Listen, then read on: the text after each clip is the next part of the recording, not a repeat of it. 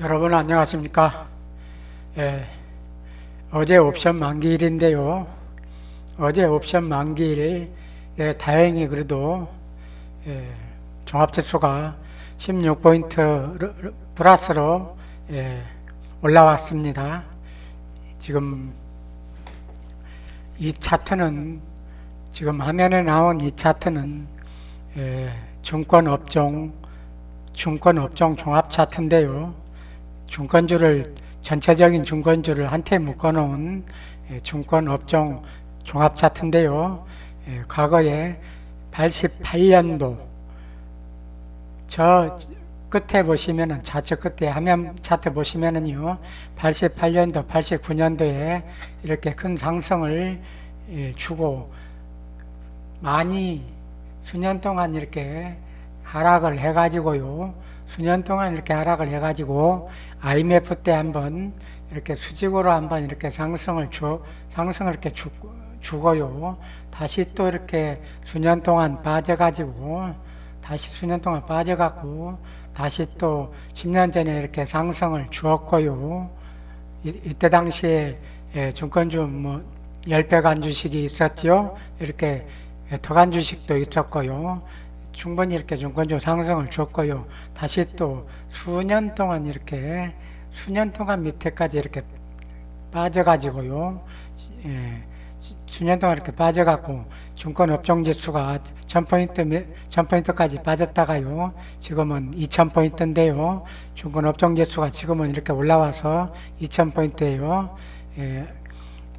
앞으로 증권 업종 지수가 올라간다면은 다시 5000포인트, 여기가 5000포인트인데요.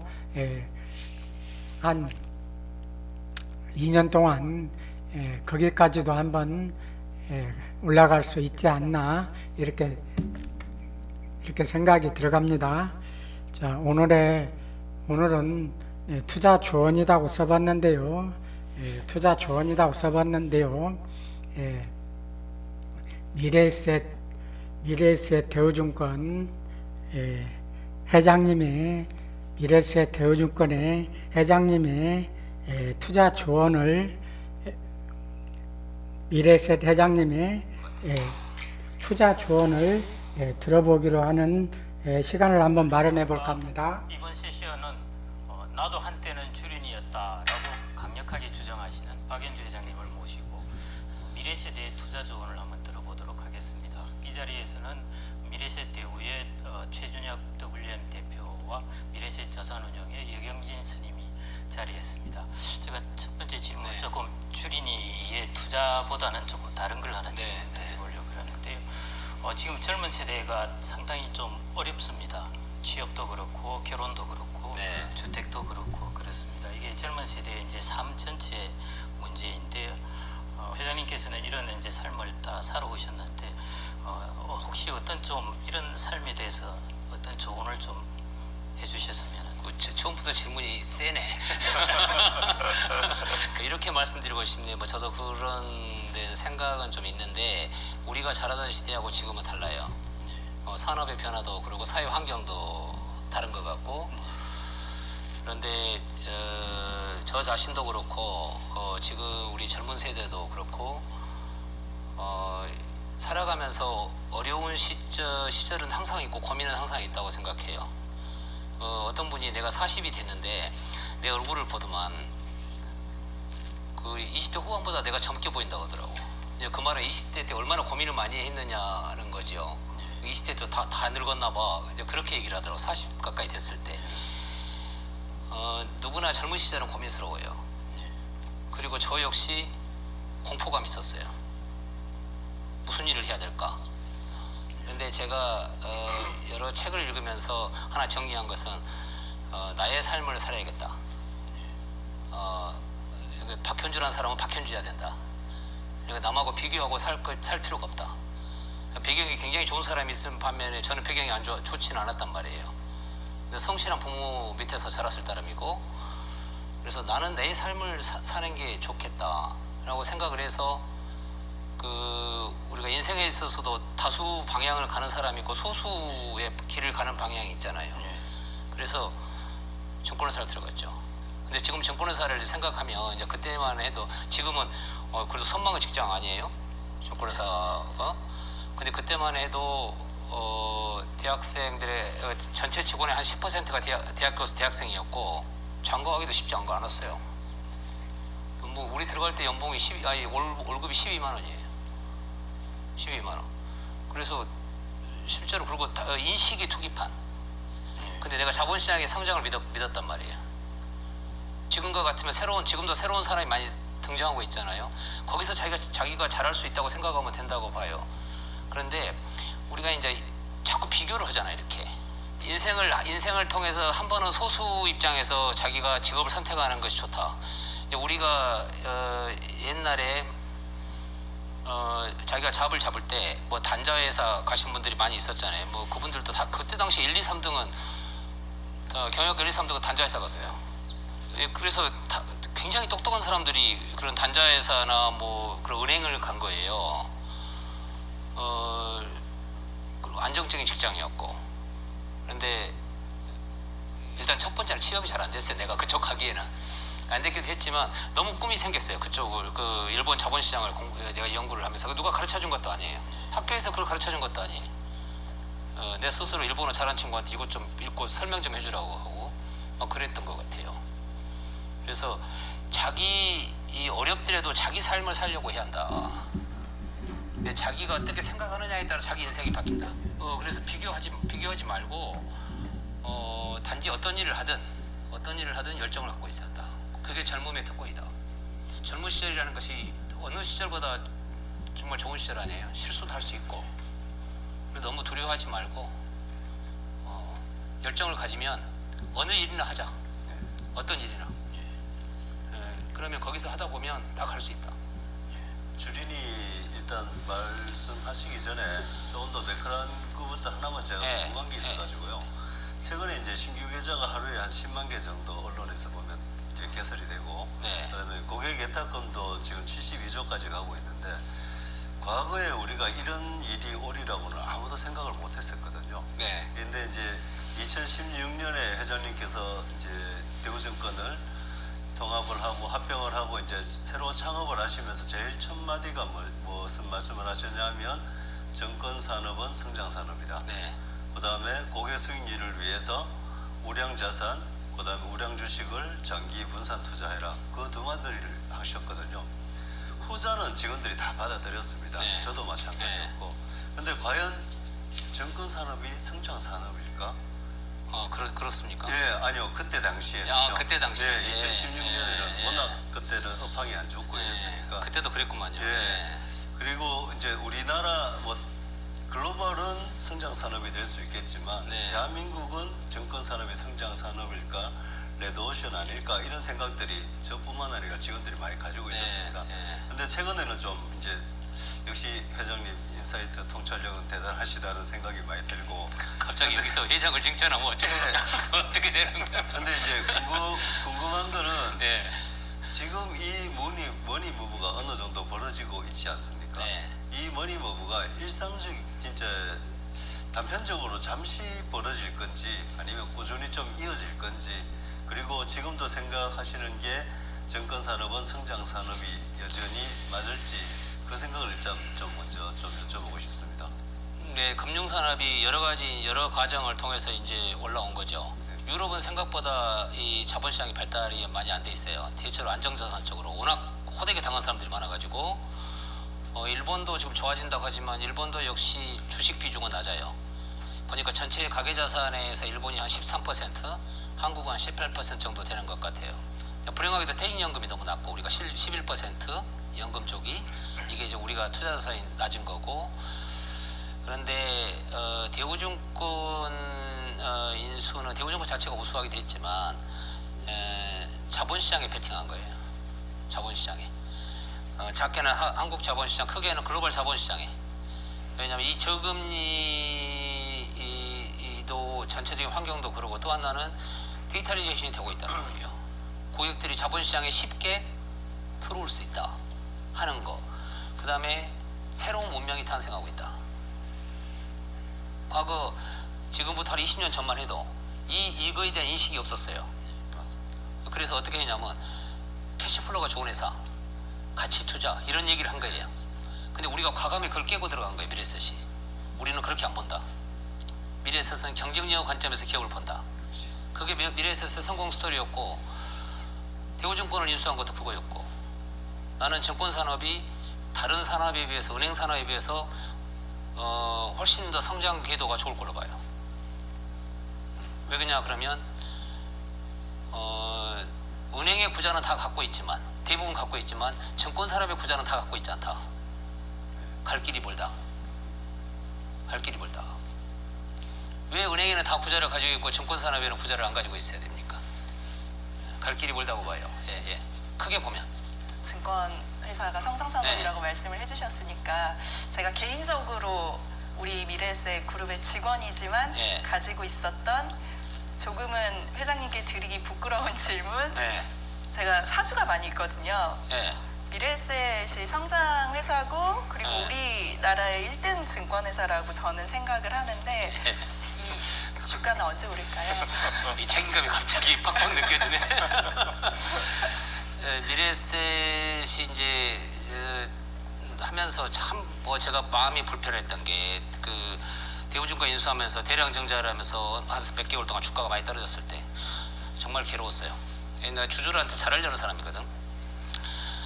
근데 이제 지금 우리가 지금 PBR로 보면은 지금 한 0.7 이 정도밖에 되질 않잖아요. 근데 나는 증권 산업이 성장 산업이라고 봐요. 그리고 그 미래에셋의 그 해외 비즈니스의 경쟁력을 아직 사회가 잘 모르고 있다. 잘 모르고 있다 이렇게 생각을 하고 있고, 지금 이 미래에셋 DNA가 이 좀 이렇게 성과가 나올 시점이 됐고, 그때 그 주가가 떨어졌을 때 그 미안한 마음도 있듯이 지금은 우리가 사회하고 같이 공감을 하면서 가야 한다고 봐요. 그래서 주주 환원 정책을 적극적으로 미래에셋이 해야 한다. 우리만 자기 자본이 늘어가는 게 중요한 게 아니다. 네, 이렇게 봐요. 그 생명은 더 미안해요. 지금 아니 우리가 이익이 많이 안 나는 건 아니잖아. 그런데 다른 회사에 비해서 굉장히 이렇게 다른 업종에 비해서, 근데 왜냐면 금융업 전체에 들어 있어서 그래요. 작년도도 보면 글로벌이 보면 은행주는 마이너스였어요. 근데 증권주는 올라간 거예요. 이건 시사하는 바가 있어요. 이게 출발선에 오는 거 아닐까 내 생각에. 여경진 선생님 얘기한 것처럼 결과가 좋아. 우리 주주들이 좋아야 되니까. 이건 내가 상당한 책임감을 느끼고 있어요, 사실은. 그래서 작년에도 내가 우리 그룹 회의하면서 회의 자주 하는 건 아닌데, 야, 주주 환원 정책을 적극 써야 한다. 강력하게 주문하고 그랬구만요. 그 회장님, 저 주린이 대선배이신데요. 사실은 지금보다 훨씬 척박한 환경에서 주린이를 시작하시는데, 그렇죠. 예, 예. 그 대선배님으로서 주린이 시절 이야기와 주린이에서 어떻게 이렇게 또 성장을 할 수 있었는지 이 스토리를 좀 들려주셨으면 합니다. 내가 주식을 하기 시작한 게 21살인 것 같아요. 21살. 그러니까 대학교 2학년 갔더니 이 교수님들이 자본시장을 얘기를 잘 안 하시는 거예요.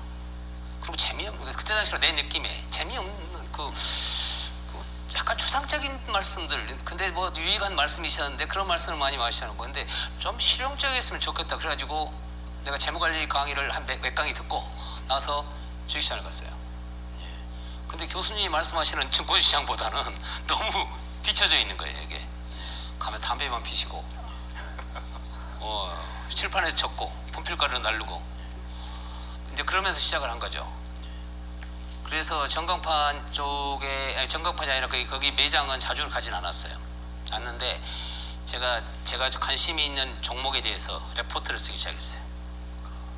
레포트를 여기저기서 모아가지고, 그때는 기업 탐방을 제가 직장인도 아니고 하기 힘들었어요. 그래서 이것은 이렇게 한다고, 그 다음에 주가도 흐름도 보고, 어떨 때는 맞고 어떨 때는 틀리고, 그때는 리서치 센터가 제대로 돼 있지 않고 투자조사부 이런 거였어요. 그래가지고 대우증권만 아마 조금 리서치 센터가 있었나요? 경제연구소. 네. 그렇죠. 대우경제연구소. 그래가지고 리서치 하려고 해서 거의 없었어요. 그래서 내가 내가 이거 레포트를 좀 많이 썼어요. 근데 내가 어렸을 때 좀 그 책을 읽었던 경험이 있어가지고 레포트를 쓰면 제법 썼어요. 제가 40대 초반 때는 레포트를 한 달에 한 100페이지 썼어요. 자산 배분을 어떻게 한다 이것까지. 근데 그걸 알아준 사람은 없었는데 나 혼자 썼어요 그냥. 어떨 때는 내가 그때 자문회사에 잠시 있었는데 가서 설명도 하고.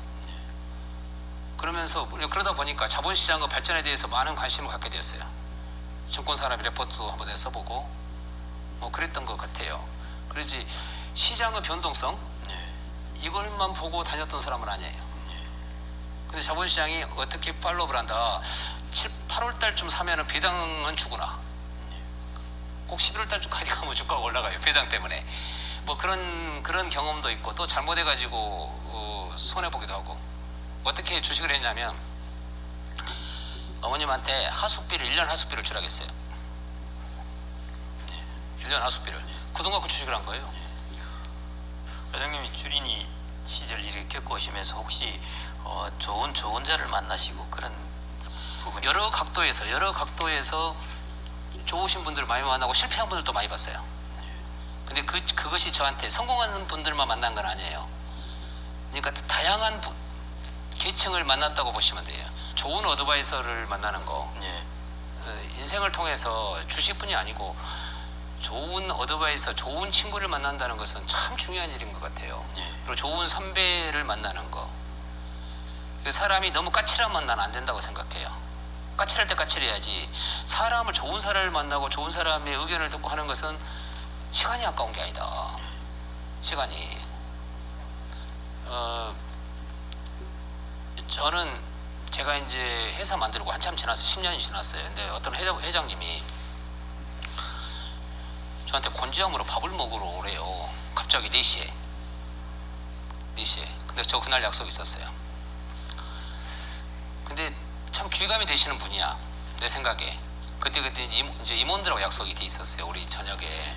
그래서 임원들한테 미안하다고 그러고 차를 타고 곤지암까지 갔어요. 저녁을 먹기 위해서. 근데 차를 타고 갈 때 2시간 반. 차가 막혔어요. 그 시간대가. 올 때 2시간 반. 그럼 왕복 5시간이잖아요. 나한테 그러셨다고. 약속 있으면 오지 말고 약속 있으면 와라. 근데 사실은 저녁 시간은 1시간 반이었어요. 근데 그 1시간 반 동안에 내 인생에 교훈이 있거든. 그래서 왕복 5시간을 하면서 아마 한 10분 정도가 되게 인상적인 말씀이셨어요. 항상 그런 레슨을 주셨던 분이니까. 그래서 그걸 위해서 5시간을 소비했어요. 저도 사람이야말로 제일 훌륭한 책이라고 보거든요. 좋은 분을 만나는 거. 그리고 좋은 분을 자기가 좋은 관계를 맺도록 노력하는 거. 그게 굉장히 중요하다고 생각해요. 그래서 우리 젊은 학생들도 자기에 대한 자긍심이 있어야 돼요. 그런데 한편으로는 사람들하고 좋은 네트워킹 하기 위해서 웹상에서만 그러지 말고 가능하면 같이 시간도 보내고 이렇게 하면서 이렇게 자기 노력을 할 열정이 있을 필요가 있어요. 좋은 어드바이스를 만나는 게 대단히 중요하다. 그리고 또 하나는 좋은 어드바이스를 만나서 자기가 직접 얘기를 들을 수는 없지만 저는 이제 그 책을 읽는데 어렸을 때 갈증이 좀 있었어요. 왜냐하면 아버님이 이 고등학교 제가 입학 전후에서 돌아가셨어요. 그래서 아버님이 무슨 말씀을 나한테 하실 수 있을까라고 해서 자꾸 책을 읽는 갈증을 느꼈어요. 근데 우리가 책을 읽는다는 것은 이런 거 아닙니까? 이 고수하고 대화를 하는 거 아니에요? 맞습니다. 고수하고. 자기가 의견이 다를 수 있어요. 의견이 다르면 정말 엉터리 책이다 이렇게 생각하지 말고 다시 한번 생각할 필요가 있다는 거예요. 이 사람이 남이 그 써놓은 책이나 남이 한 얘기에 대해서 너무 까칠하면 안 돼요. 이 개방을 해 자기를 오픈하면서 받아들이는 게 좋다고 생각해요. 저는 다양한 책을 읽어봤다고 생각해요. 뭐 키신저 책도 읽어보고 등소평 같은 시기에 등소평 그 정규를 읽어보고 이 사람 생각과 이 사람 생각 뭐 그랬던 것 같고 지금도 그런 데는 관심이 많아요. 제가 1년에 한 3,000에서 한 5,000 페이지 정도를 읽는 것 같아요. 대체로 영어로 읽는데 영어를 근다시 뭐 잘하는 것은 아니고, 근데 거기서 많은 전략을 수립할 때가 있어요. 왜냐면 우리가 아직은 부족한 전략이 있거든. 그리고 새로운 산업에 대한 이해. 그래서 이번에 어널리스트라고 할 때 내가 중간중간 이렇게 카팅한 게 일반적인 얘기를 안 하고 포인트를 유지하려고 한 거예요. 그 투자들한테 정확하게 전달해 드리려고. 근데 내가 임원들한테도 얘기했지만, 예를 들어서 전기차 배터리에 관한, 이제 전기차에 관해서 썼던 그 카 인더스트리 그 디스럽션에 관한 책이나, 뭐 최근에 또 클린 디스럽션이 또 책이 나왔다 하더라고.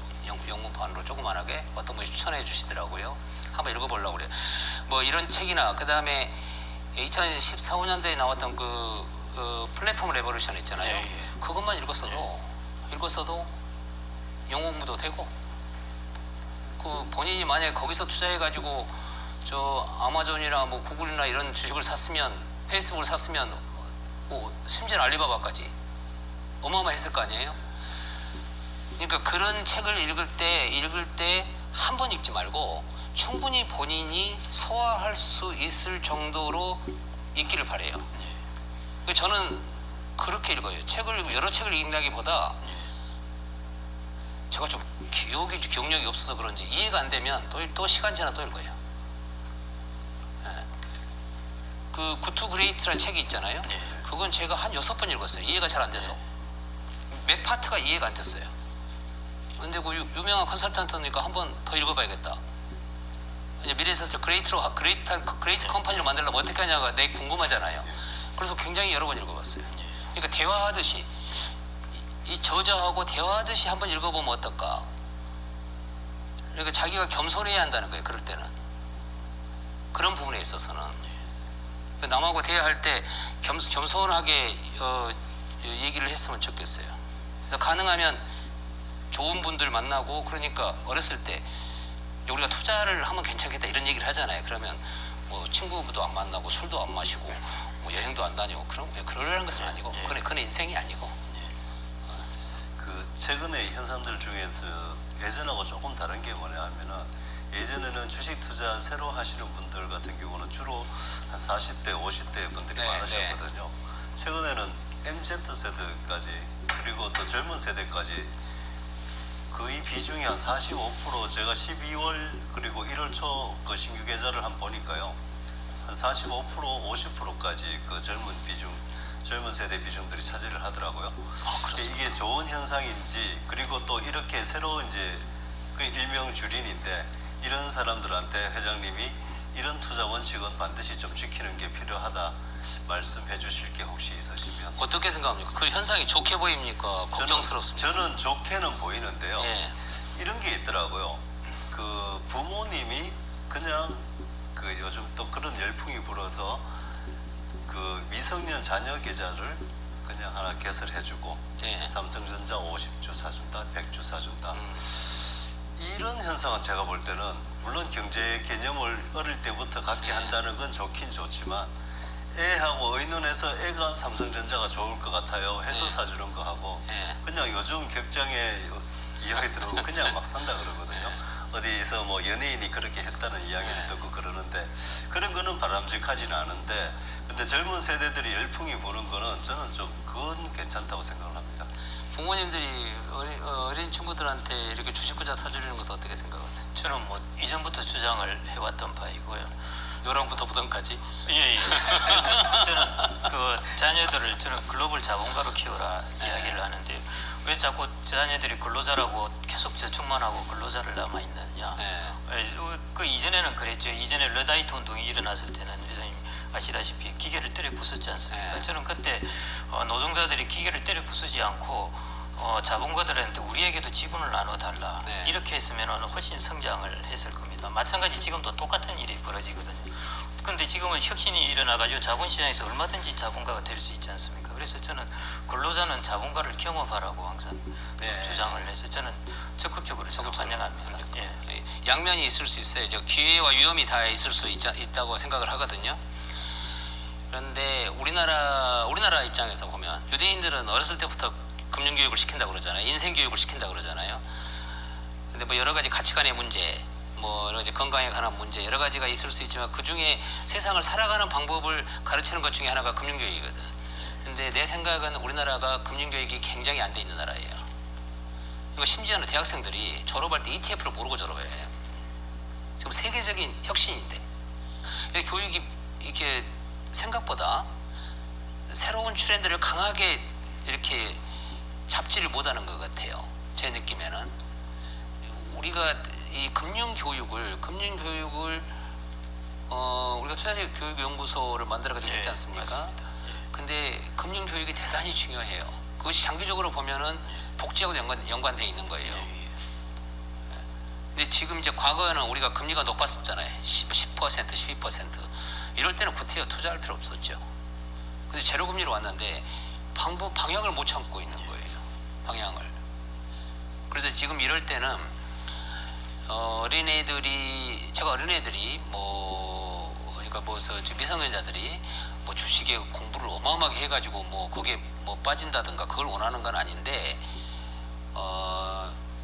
대학생들 정도 되면 자기가 이제 하다 보면 자기한테 좀 뭐 10만 원, 20만 원 넣어주면 그럴 수 있잖아요. 이렇게 볼 수 있잖아요. 그러면 예를 들어서 마이크로소프트가 어떻게 변화했는지 이런 걸 아는 것은 자기 인생의 변화를 경험할 수도 있어요. 기업의 혁신을 통해서 저렇게 성장하구나. 어떤 CEO는 그런 방향으로 할 수 있구나. 나는 자본시장에 돌아가지고 한국 자본시장에서 펀드를 만들 수 있고 이 펀드를 해외 시장으로 갈 수 있구나. 이렇게 하면서 비즈니스를 한 거거든요. 물론 여기까지 올지는 몰랐어요. 그건 그렇게 생각 안 해요. 절대 생각 않고 어느 정도 웬만큼 하겠다 이 정도 생각을 한 거지. 지금 미래에셋 사이즈를 내가 그때 생각했다면 잘못된 거죠. 그런데 이 하나씩 하면서 배우는 거 아니에요. 진화하는 거 아니에요. 그래서 금융교육을 실용적인 금융교육을 받는 것은 대단히 중요하다. 나는 그것은 때가 없다. 그러니까 나이가 드신 분들 입장에서 우리 주린이 말고도 나이가 드신 분들도 자기의 노후를 편안하게 가려면 지금 30, 40대가 나이가 먹었어. 편안하게 가려면 미래에서 연금 잘 넣으시는 게 좋다 이게. 그거 안 하면 어쩌고 되냐. 안 하면 지금 20대 30대를 걸쳐서 그런 적립식으로 그런 연금이나 그런 투자를 안 하면 어쩌고 되냐. 예금하면 어쩌고 되냐. 내 생각은 가난해질 가능성이 많아요. 인생을 살면서 실수할 수는 있지만 자기가 할 수 있는 걸 해야 될 거 아니에요. 그러고 나서 국가에 얘기해야 될 거 아니에요. 교장님, 금융교육 이런 것 제가 또 어디 강의 나가보면 사람들이 그러면 도대체 어디서 배워야 하나요? 이런 걸 많이 물어봅니다. 신문을 봐야 하나요? 뭐 좋은 책이 있으면 추천해 주세요. 뭐 이러는데 요즘 이제 유튜브도 많이 나오고 하는데 또 도대체 예를 들어 40, 50대도 그렇고 30대도 그러는데요. 금융에 관한 실용적인 지식을 어떻게 좀 섭취하면 가장 효과적일지요? 제일 좋은 것은 자기가 직접 경험한 거예요. 그렇죠. 투자해보고 자기가 투자해보고 그 회사에 대해서 이해를 하고 예. 그 회사의 부침을 한번 보고 거기서 일부 손해볼 수도 있어요. 그러면 인생에 좋은 레슨이 될 수 있어요. 단지 근데 손해를 적게 보려면 종목을 사지 말고 ETF를 사고 ETF를 분산 투자하고 달달이 조금씩 사고 그렇게 하면은 혁신적으로 가면은 큰 문제는 없을 것이다. 금융에 관한 지식도 얻어들면서 자기가 의사결정하지 않으려고 해도 된다. 이거 제가 저 용돈 그 비용을 다 까먹었던 이유가 어떤 그 증권사 직원이 저한테 추천을 했어요. 근데 일방에 까먹었어요. 근데 설마 그분이 저를 뭘 먹이려고 그랬겠어요. 잘못 판단하신 거지. 잘못 판단하신 거지. 신용도 걸어가지고 완전히 까먹었어요. 이건 꼭 되니까 신용 그러시라고 그러더라고. 나는 뭣도 모르고 순진했죠, 그냥. 저는 거기서 조금 더 나아가서 그때는 20대고 아직은 어머니께 용돈을 받을 수 있는 나이였으니까 그 투자의 실패 경험이라고 할까요? 이게 그렇게 인생을 막 휘둘릴 정도는 아니셨을 거라고 생각해요.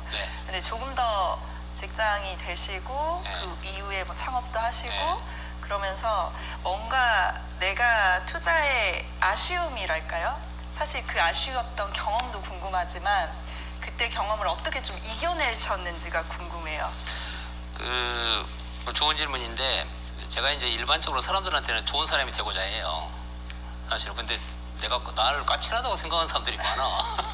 그런데 저를 보시면서 그런데 내가 원칙주의자예요. 생각보다. 그거는 제가 철저하게 인정을 합니다. 예. 원칙을 지키고 경영한다. 예. 원칙을 지키고 투자한다.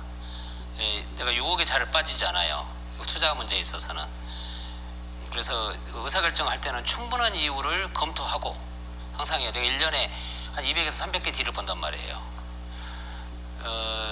하자고 한 것보다 하지 말자고 한 게 훨씬 많아요. 근데 밖에서는 나를 보면 굉장히 오래스하게 하고 이제 이런 걸 얘기하는데 그것은 새로운 것을 자꾸 하니까 불편하게 보이는 거예요.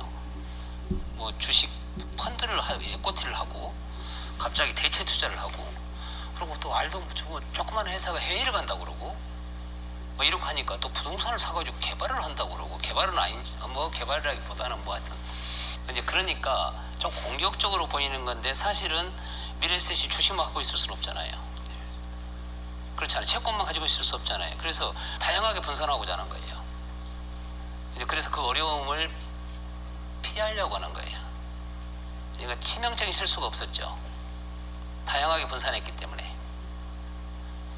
우리가 대체 투자를 밀고 가는 거, 또 해치 펀드를 하려고 하는 거, 여러 가지가 어떤 게 있냐면 궁극적으로는 밸런스에 있어요.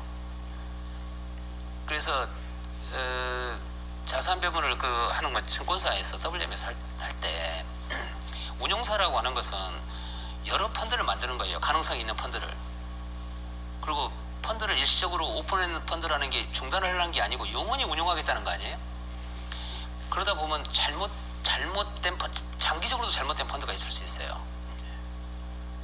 왜 그러냐면 정말로 다 100%를 알 수는 없거든요. 그래서 WM에서 할 일은 뭐냐 그러면 철저하게 아무리 좋은 펀드도 분산해 주는 거예요. 그러면 거기서 많이 벗어날 수 있어요. 나는 그렇게 해요. 그래서 이렇게 돌다리를 두드리면서 하고 철저하게 분산을 한다. 그러니까 우리 이제 주린이들도 할 때 분산 개념이 얼마나 중요한 거다. 나도 어려운 시점이 있어요. 근데 하나를 보면 어려운데 전체를 보면 좋아요. 미래에셋 창업을 해가지고 적자 난 해가 하나도 없었어요. 적자 난 해가 한 해도 적자를 안 났어요. 창업한 이후로. 맨 처음에 시작한 것은 주식이었어요. 그 다음에 채권 금리 25%대 채권 영역, 그 다음에 벤처 이렇게 다양하게 분산하면서 간 거예요. 그래서 제가 무리하는 사람이 아니에요. 무리했으면 나는 미래에셋이 여기까지 못 왔다고 생각해요.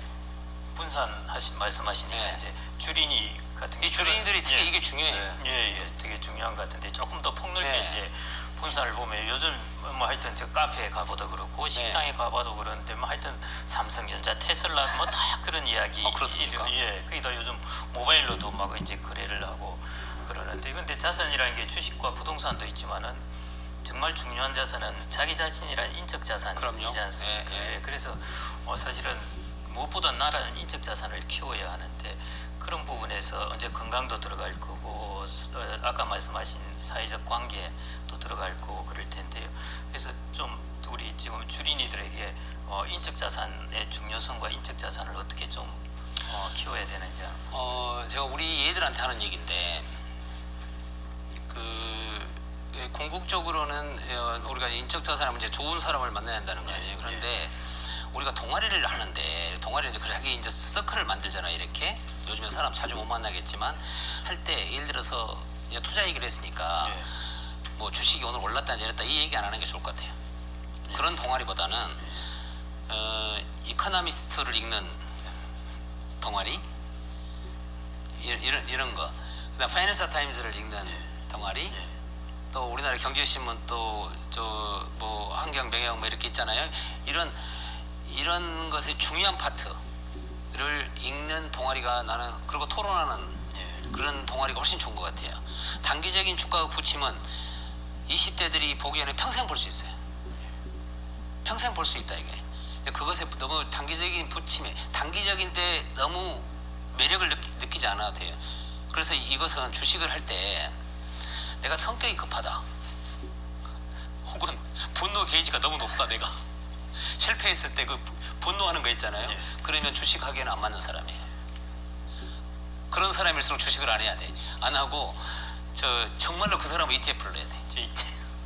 아버님, 되게 이게 다혈질이십니다. 성격이 급하신데 새로운 기술을 맨 꼭대기에서 잡으셨어요. 아니 그것은 대책이 없어요. 그래서 대책이 없으셨습니다. 그래서 이 주식, 그러니까 어렸을 때 이것을 깨닫기가 참 어려운데, 그래서 전반적인 그 기업이나 이렇게 전반적인 환경에 대해서 경제 환경을 이해하는 게 굉장히 중요한 부분이, 철학적인 것을 이해하는 게 중요한 건데, 그걸 이해할 때 겸손함이에요. 그게 자기의 자존감을 갖는 것하고 자기가 상대를 할 때, 투자를 할 때 겸손하게 이렇게 많은 걸 읽어보는 건 다른 거예요. 근데 그 자존감이 있으니까 내가 마음대로 한다, 이건 아니지. 자꾸 자기를 키우려면 자꾸 자기 시간이 있어야 돼. 자꾸 읽어보고 하는 게 생각하고 이게 중요하다. 이 생각의 힘이라는 게 대단히 무서운 거야. 근데 그것만 하고 있으면 안 되니까 다니면서 실제로도 얘기도 해보고 친구들 만나서 얘기도 해보고 그러면 자기가 발전하겠다. 그리고 선배들도 만나서, 나는 증권회사 들어가기 전에 선배들을 많이 만났어요. 증권시장이 어떠냐고 많이 만났어요. 발품을 판 사람이야. 발품을 완전히. 그래서 너무 인터넷상에서 있잖아요. 그것만 가지고 그렇게 보지 말고 이거 플랫폼 레보루션, 이거 지나버린 책이에요. 이미 지금은 너무나 평이한 책인데 그때만 해도 상당히 느낌이 좋았던 책이에요.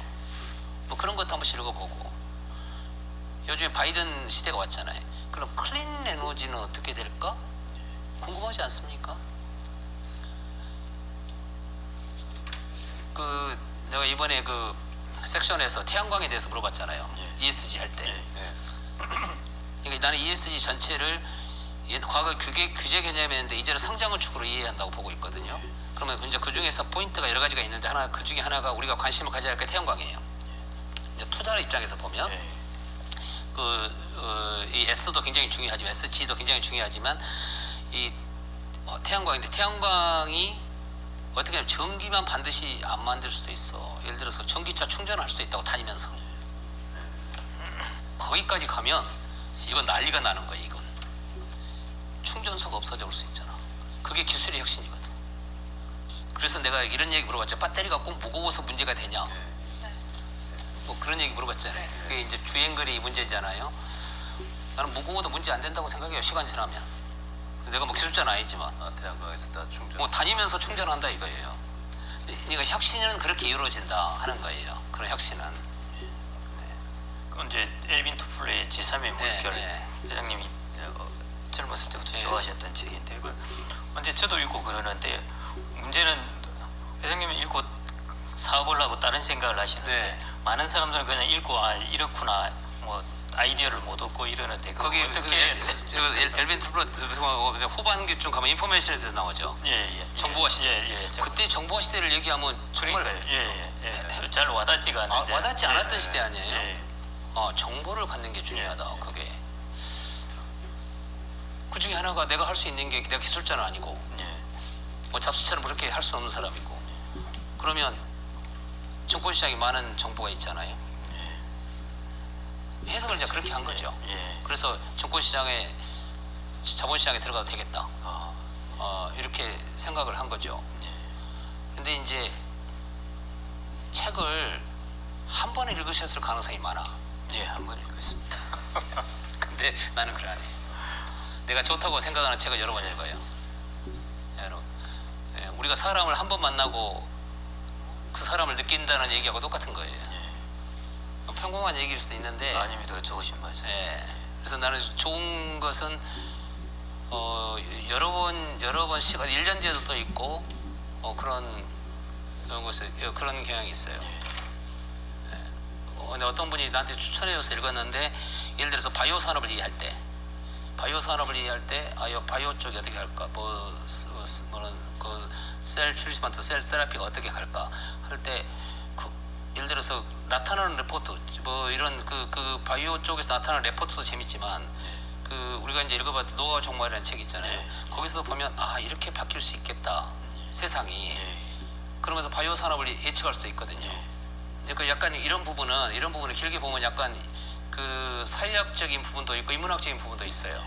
나중에 융합돼서 그렇게 받아들일 부분이 있어요. 투자는 그런 거예요.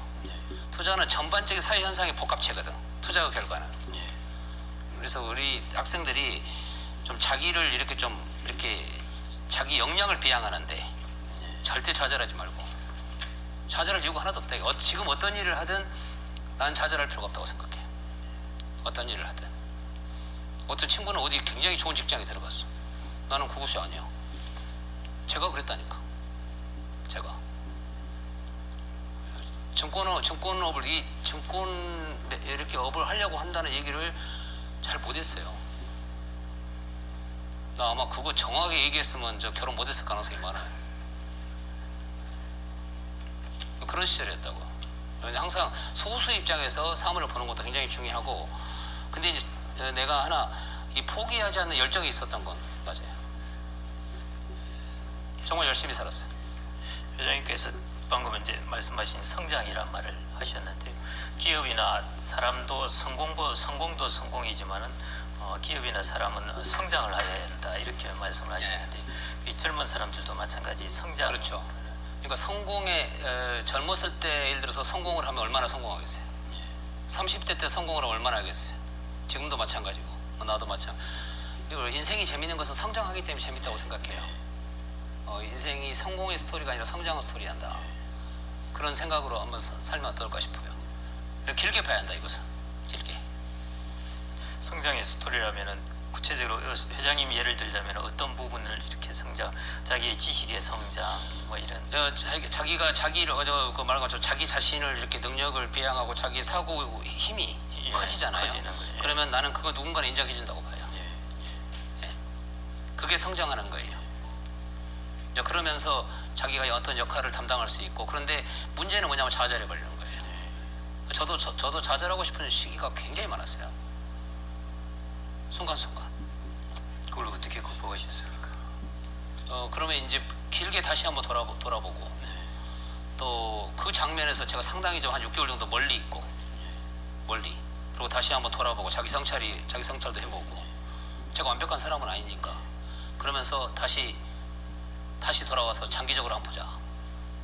이 길이 맞나?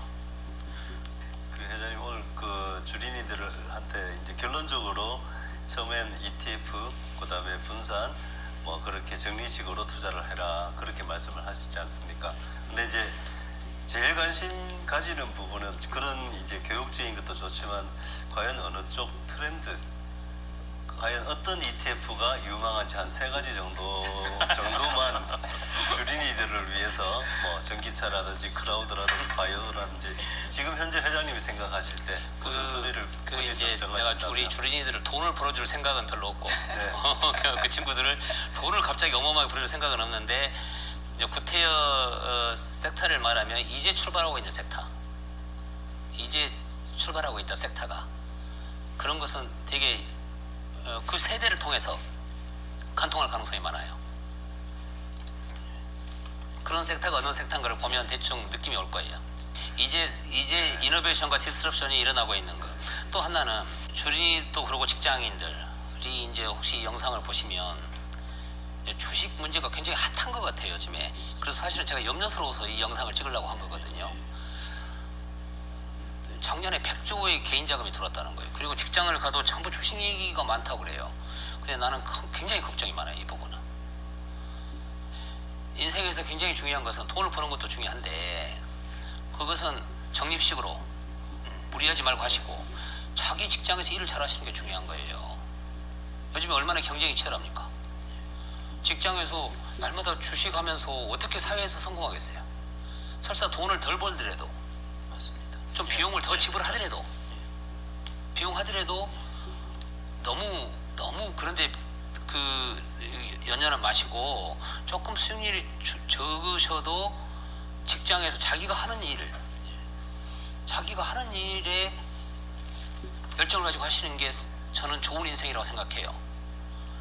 꼭 주식시장에 와서 돈을 더 번다든가 이건 전문 투자자들이 하시는 영역이고 그냥 그분들 나름대로 철학이 있으신 거고 만약 직장인들이나 또 우리 저 젊은 학생들이 하면은 자기가 자본시장에 들어와야겠다 나처럼 그러면 나는 이것 때문에 주식 때문에 대학원을 졸업하지 않은 사람이니까 다니다가 수업해본 사람이니까 대학원 다닐 필요가 없는 것 같더라고 내가 보니까 이게 실용적으로 가는 게 좋을 것 같았어요. 그래서 내가 그만뒀어요. 근데 그런 사람을 제외하고 다른 직장을 다니면서 너무 주식에 인투되면 안 되신다. 그것은 인생의 실패를 의미할 수도 있어요. 그냥 좋은 전문가를 만나서 어드바이스를 구하고 이 전문가가 좋은 전문가냐 안 좋은 전문가냐만 판단하는 눈이 있으면 돼요. 그건 금방 알 수 있어요. 그래서 좋은 회사를 만나서 코스트를 지불하더라도 만나서 이 어드바이스를 받는 거. 우리가 병이 생기면 자기가 좀 이런 문제가 있으면 좋은 의사를 만나는 게 중요하잖아요. 그거하고 똑같은 거예요. 근데 이제 이런 경향이 싼 게 저기는 싸다. 이 개념이 굉장히 많은 것 같아. 주린이들이 너무 자기 돈을 다 가지고 다 주식하거나 그러지 말고 ETF도 매매할 수 있으니까 ETF 하고 한 20-30% 100만 원이면 한 20만 원 여기만 주식 해가지고 자기가 좀 보고 ETF 안에 있는 회사를 분석하면 되잖아. 심심하면. 그렇지 날마다 주가 변동을 볼 필요는 없다 이거예요. 투머치 인포메이션을 가지면 실수할 가능성이 많아요. 그리고 어렸을 때 자기가 깊이 있게 좀 들어갈 때가 있어야 돼요. 어느 파티에. 그러면서 하나씩 쌓아지는 거예요. 너무 단기적이고 표피적인 것만 인식하다 보면 댓글에 가면 누가 이거 사면 좋겠다 그래가지고 사면 안 돼요. 이 귀가 얇으면 투자에서 절대 금물이야. 귀가 얇으면. 이 투머치 인포메이션을 갖다 보면 귀가 얇아져요. 사람이라고 어쩔 수가 없어. 그래서 장기 트렌드를 보고 그 안에서 자기가 생각할 때 저 말이 확실하게 좀 느낌이 온다. 그러지 누가 추천해서 사고 이러면 안 돼요. 그게 젊었을 때 훈련이에요. 훈련. 결론적으로 성격 급하고 기 얇은 사람은 주식 투자에 어울리지 않다. 그래, 난 그렇게 생각해요. 자기 단련을 잘해야겠네요. 예상외로 이 주식이라고 하는 건 자본시장의 현상은 사회 복합의 산물이에요. 그래서 분노 게이지가 높으신 분들은 이거 안 해야 돼. 그리고 굉장히 이렇게 핫한 템포 있잖아요. 그럼 꼭 상투에서 못 참고 손길이 치는 것도 손해보고 치는 거 손해보는 거 있잖아요. 다 주식이 가지고 안 있어도 되는 거거든. 절대로 자기 실수를 용납 안 해. 그래서 뭘 하냐? 갑자기 물타기를 해. 이거 문제가 있는데도 불구하고 물타기하고 적립식으로 사는 건 다른 거예요? 그렇지 않아요? 예. 오늘 회장님 말씀하신 걸 제가 쭉 들으면서 또 이게 10가지 정도로 한번 정리를 해봤는데요. 혹시 한번 맞는가 한번 저 주린이 독자들에게도 이렇게 좀 써머리를 해드리려고 그러는데 이제 첫 번째 말씀하신 게 내 삶을 살아야 하고 남하고 비교하고 살지 말자. 그래요. 예, 한번 말씀하시죠. 그 책 중에 예. 루이젤의 이제 생애 한가운데라는 책이 있어요. 예. 독일 작가들이 대체로 그런 성향을 갖긴 한데 한번 읽어보기를 바라요. 좀 맨 처음에 읽으면 잘 이해가 안 될 수 있어요. 그럼 한 두 번, 세 번 읽으면 되죠. 그다음에 두 번째 이제 자기가 다른 길을 갈지라도 컨트롤리언 뷰를 가질지라도 성장하는 곳에 자기를 몸담고 이렇게 그렇죠. 있어야 한다는 걸 말씀을 주신 것 같고요. 세 번째가 이제 좋은 사람, 좋은 관계, 좋은 책 이것을 항상 가까이 해야 한다 말씀하셨고 그다음에 오픈 마인드를 가지고 항상 겸손해야 한다 말씀을 해주셨고 그다음에 이제 제일 좋은 금융 교육은 직접 해보는 것이다. 그다음에 무엇보다 자산은 다양하게 분산해야 한다. ETF, 적립식 이런 식으로 자산군 분산, 시간 분산 이렇게 해야 된다는 것이고요. 그다음에 이제 주식 트레이딩 뭐 가격 움직이는 거 뭐 이런 거 보지 말고 차라리 이코노미스트, 파이낸셜 타임즈, 그 다음에 경제신문 이런 것을 읽고 그런 지식을 키우는 것이 더 올바른 것이다. 그 다음에 이제 좌절하지 말고 항상 절대 좌절하지 말고 역량을 배양하라는 것이 말씀을 하셨고요. 그 다음에 이제 어떤 한 개인은 성장의 스토리를 만들어 가야 된다. 네. 예, 성장의 스토리를 만들어 가면은 반드시 기회는 오기 마련이다. 그러니까 그래서 성공이라는 당장 보이는 성공 뭐 이런 것보다는 자기 자신의 성장을 하도록 노력하라는 말씀을 하셨고요. 그다음에 이제 마지막으로 직장에서 자기가 하는 일에 열정을 보이고 직장에서 자신의 전문성을 깊게 키우는 것이 무엇보다 중요하다. 이렇게 말씀을 주셨습니다. 근데 정리를 어떻게 이렇게 잘하지? 역시 글을 많이 써봐가지고 우리 김 사장이 정리를 잘하시네. 내가 나보다 더 정리를 잘하시네. 제가 열심히 아까 정리를 하고 있었습니다. 지금 20대들이 주식 시장에 들어오는 거지 연금에서 지금 투자형이 11%밖에 안 된단 말이에요. 연금에서. 근데 저금리에서 이 부분을 바꿔줘야 돼요. 그래서 20대들이 주식에 대한 이해를 하는 것, 자기의 자산을 관리하는 방법을 배우는 것은 정말 좋은 일이라고 생각해요. 단지 방법에 문제가 있다. 타이밍을 사지 마라. 근데 이제 아까 내가 핫템포가 되면 안 된다고 이제 그랬잖아요. 그리고 너무 분노 게이지가 높으면 안 된다. 그런데 안 하면 어떻게 되나? 가난하게 살 가능성이 많아요. 주식을 안 하면 미국 사람들이 왜 부자가 다 노후가 괜찮습니까? 미국은 주식 비중이 한 50% 육박하거든. 그리고 글로벌리 분산해 있고. 그래서 이 젊은이들이 그러니까 투자를 하는 방법에 대해서도 투자하는 것만큼이나 중요하게 생각을 해야 한다. 직장에서 성공도 굉장히 중요하다는 거예요. 그리고 투자는 내가 자꾸 얘기하는 거지만 글로벌 퍼스펙티브스를 가지고 해야 한다. 너무 단기적으로 보지 말고 너무 좁은 시야로 보지 말고. 세상은 굉장히 넓다. 그리고 많은 우리가 선택을 할 수 있고 그래서 글로벌 ETF를 가는 게 상당히 괜찮고 거기 안에 있는 회사를 보면서 투자하는 것도 굉장히 좋은 방법이다. 회장님 오늘 장시간 말씀 감사합니다. 네, 고맙습니다.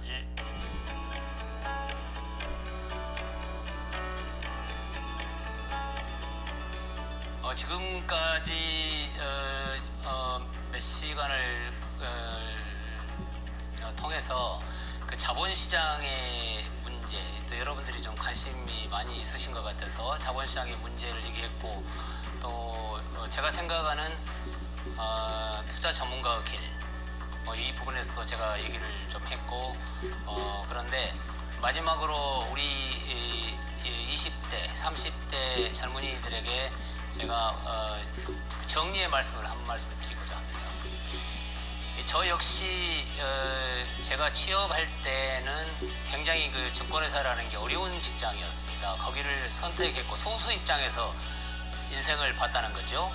거기를 선택했고 열정을 가지고 해서 이 자리까지 온 거 아닙니까? 근데 지금 현재 한국 사회를 보면은 이 3차 산업에서 4차 산업으로 가면서 고용의 갭이 있습니다. 그래서 굉장히 부정적으로 보여요. 또 하나는 부동산의 문제가 있습니다. 그런데 여러분, 저는 믿습니다. 한국 사회는 진화하고 있는 겁니다. 좋은 방향으로 발전하고 있는 것이고, 여러분들이 사는 시대는 지금보다는 제 생각에 훨씬 더 좋은 삶을 사실 수가 있을 것입니다. 세계 시장을 향해서 비즈니스 할 기회도 여러분들은 교육을 많이 받았기 때문에 충분히 가능하실 걸로 생각을 합니다. 우리가 젊다고 하는 것은 고민만 한다든가 혹은 슬퍼한다든가 취업이 안 돼서 좌절한다든가 이게 아니고, 젊음을 가졌다고 하는 것은 열정을 갖는 것을 의미합니다. 여러분들이 하실 수 있는 범위 내에서 당당하게 남하고 비교하지 말고 열정을 갖고 하시기 바랍니다. 그러면 여러분들은 많은 일을 하실 수 있을 것입니다. 여러분들이 원했던 일도 언젠가는 하실 수 있을 겁니다. 꿈을 갖고 열심히 사시기 바랍니다. 고맙습니다. 네, 여러분, 지금까지 미래세태의 회장님의 투자 조언 말씀을 잘 들으셨습니까? 네, 많은 투자에 참고가 됐으면 합니다. 이상으로 마치겠습니다. 네, 감사합니다.